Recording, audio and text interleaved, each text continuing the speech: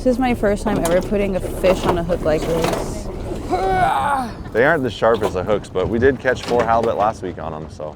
And then when this is sinking to the bottom, it'll look like it's a fish going down. Oh, yeah. So halibut can follow that. I'm sorry. I don't know why I'm afraid of a dead fish. Cool. Perfect. Good work. This is where we put our warrior paint. I'm Chapiet Despain.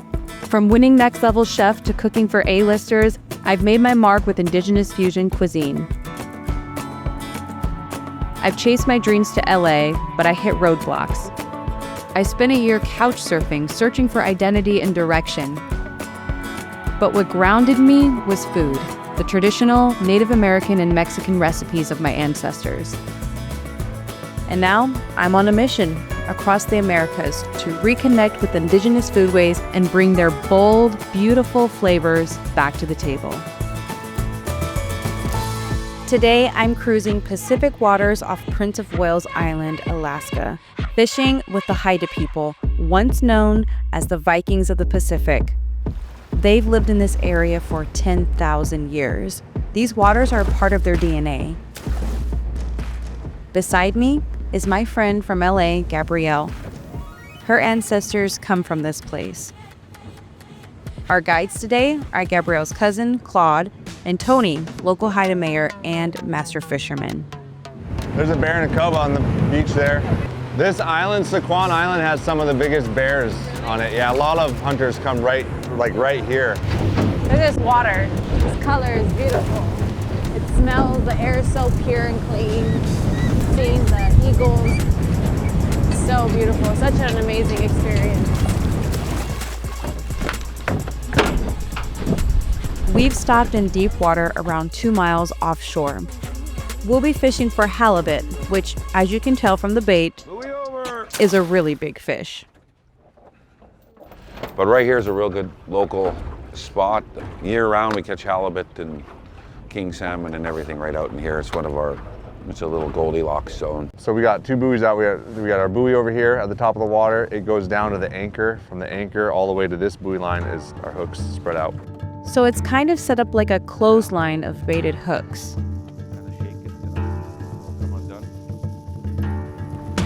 Everybody spits on their hook. That's, like I said, we speak to our fish. Our spit is good luck, right? We use that for everything. And then toss it over. Come on, kagai. Ak, huit, ak, huit. We gotta talk to them when we let go. They gotta speak good to your fish when you're fishing. We're gonna try to get about anywhere from a 10 to like 20 foot spread between hooks. Okay. So as he's going forward, I'm letting this out, and then you'll stand on this side, yep. Just grab here and then hook on there. As Claude lets out the long line, I'll clip the baited hooks on. Thank you, fish. I didn't spit on every hook like Tony did. But let's just say there's a few hooks down there with my blessing. Miigwech. How do you say it in your language? Miigwech. Thank you. It's Potawatomi. We put out about 30 hooks. Use it all. We'll just come back tomorrow and see what we've caught.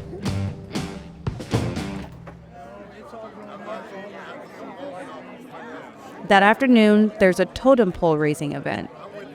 Babies in regalia get me. I know, same. And I get to meet more of Gabrielle's family. That was my introduction to Haida culture. You know, Haidas are world-renowned known for their art and for their totem poles and their wood carving. I'm part of the Raven clan, so it's an honor to stand here today to just continue to be As elder and mayor, Tony leads the proceeding. these functions to just carry on our tradition. You know, here's why we do it. So these guys are going to unveil the pole.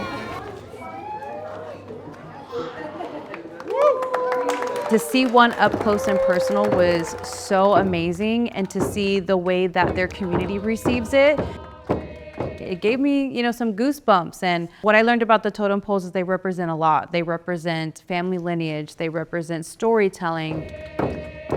From what I've heard, Haidas are very strict about their artistry, and if you don't get it right, The grandmothers will come and they'll tell you, do it again. No matter how much work you put into it, because that form of artistry is telling their stories of their people. The next morning, we're back on the dock, and of course it's raining. That kind of slow East Alaska drizzle that soaks you slow, but good. We ready? Yeah, I heard this is good fishing weather, right? A little bit of sprinkle. Just last night, Tony caught over 80 sockeye salmon out in the Sound. If the salmon are moving, then the halibut are moving. Buckle up, buttercups. It's gonna be a wet ride. It's another hour ride back out to the place we were yesterday. All right, time to look for our buoys, right? Yeah, I see over there. You see the buoys? The long lines have been out all night, and I can't wait to see what's waiting for us on the ends of those fishing hooks. All right, moment of truth. Anybody want to pull? Let's see what you're made out of, Piet. Let's see. Look at that girl. She's getting an appreciation for the deep.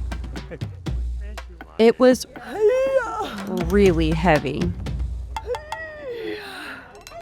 Hopefully that's a good sign. A real workout. I think it might be loaded though. What did you guys spit on the hook? Plains Indian, Yeah. Prairie Indian saliva. They could taste it. Possibly going to have some fish. When we finally saw what we were pulling in, I was actually shocked. Take a good look in the water. That's how the creator works. Let's bring it around the front, bro. That one we'll just pull over the bow. Okay. Whoa. Just like that. That was the way you're pulling up. So Wow. that's probably 110-pound fish there, probably. To think that there's a possibility there's more than one on this is crazy. Oh, it's not a possibility, it's a guarantee. Halibut after halibut comes over the rail, like the ocean's just offering them up. It hits me how abundant this place is, how generous it's been to the Haida people for thousands of years. Whoa. Thank you, fish. Thank you, fish. We went fishing, we got some fish. Fish and chips. An endless supply of fish and chips. Native Alaskans don't live on reservations. They live on ancestral lands that stretch back beyond recorded history. My people don't always have the same unbroken tie to the land that they call home.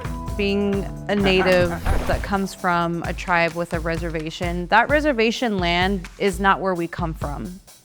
It's where we were displaced to. These Haida people have been here for nearly 10,000 years. This is their ancestral land, and they have such a powerful connection to it.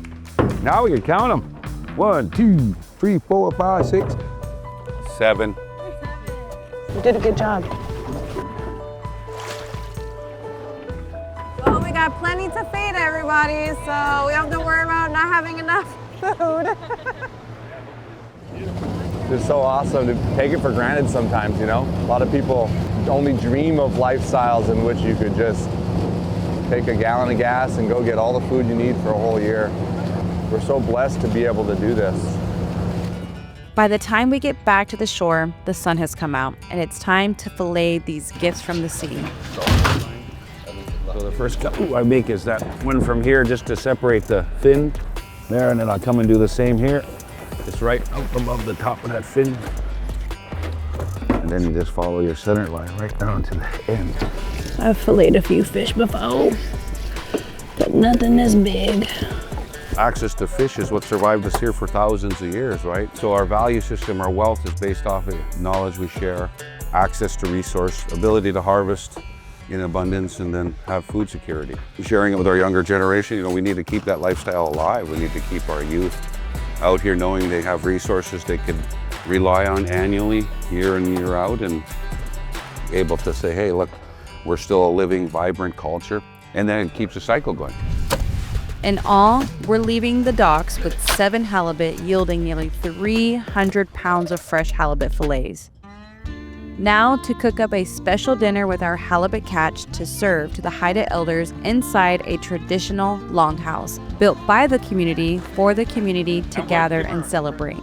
I want to make this corn cake because I want to have the elders try something that they've never had before. So I'm starting with coconut oil, so I need to melt it. And I'm using blue corn. I know they don't get a chance to eat blue corn very often in these parts. Alaska isn't really known for its corn. And blue corn itself is one of my favorites because it has a really nice sweet taste to it. And it's a traditional food for us. So I like to use that as much as possible in my cooking. And I feel like it pairs really well with maple, so I brought some maple with me. I love the flavor of maple. Just feel like it enhances the flavor of blue corn a lot. And I have some berries here that came from summer pickings of last year. I'm gonna try a little bit, just a little bit. Yeah, that's good. Yeah, no, another thing that I like to do is I just like to line it with corn husks. It kind of steams, it adds a little bit more of that corn flavor, and then when you peel it off the top, it has like these really cool looking lines.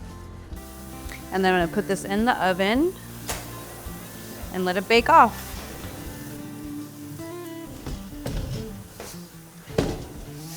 So, how do you guys normally cook your halibut? So one of the most simplest ways and fastest ways that people do it around here, they'll just take their chunk of halibut and they'll mix half sour cream, half mayo, like coat it with that and then into the oven. It's really good. Also, a lot of people just cut it up and fry it. Fried fish is a pretty big deal around here too, so. Okay, cool. But it would be nice to give the elders a different taste of some other sort of recipe you might have in mind. I think the best for me, like the best way to enjoy halibut is just really embellishing its own like freshness. I mean, we just caught this today, so it doesn't get any more fresh than that. I really don't. Yeah, those are chunkers. It's a big chunk. Wow.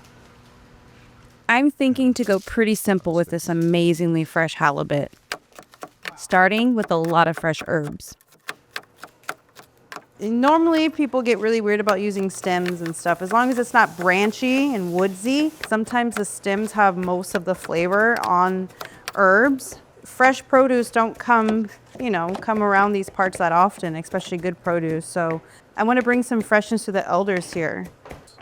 I didn't bring my zester with me, but when life gives you lemons, you just gotta make do. Into like little strips. Just to do a little quick little mince on them. Okay. Salt, pepper, just a little bit, nothing too crazy. I normally like to do cheeks, what I call them.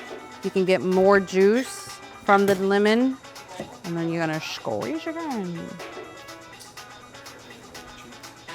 Squeezing them cheeks.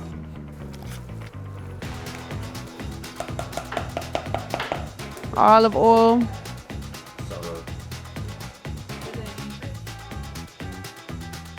I'm just gonna use all of this because I want this to be flavorful.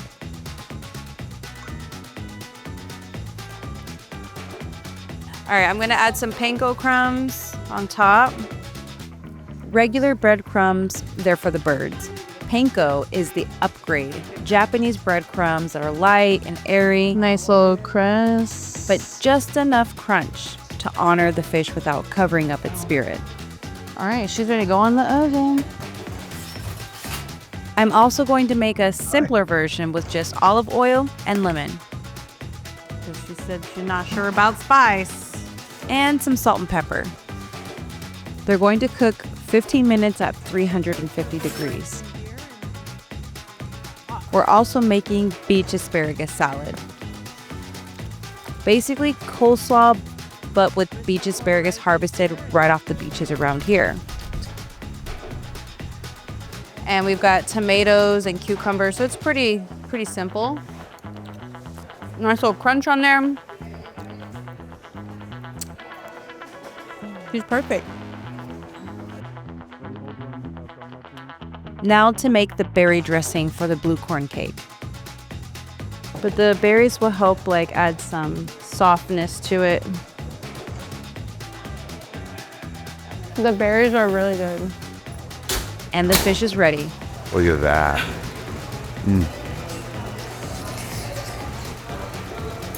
Good? Perfect. I love those big flakes. So simple, so good. Yeah.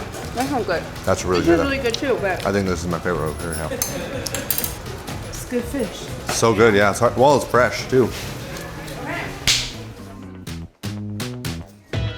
We also have some roasted potatoes and salmon and seaweed white rice. Not bad, sous chef. Yeah, that's good. We fold it off. We'll see what the reaction is. But Soon, 35 Haida elders have filled the lodge.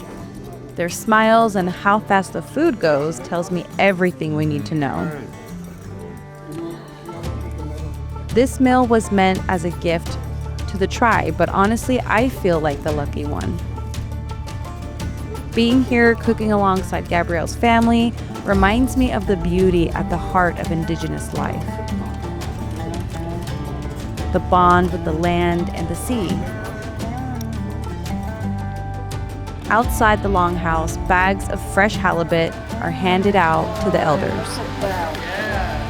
Wow. Thank you. Watching them carry it home reminds me of the other treasured value that is the true spirit of this place, taking care of one another.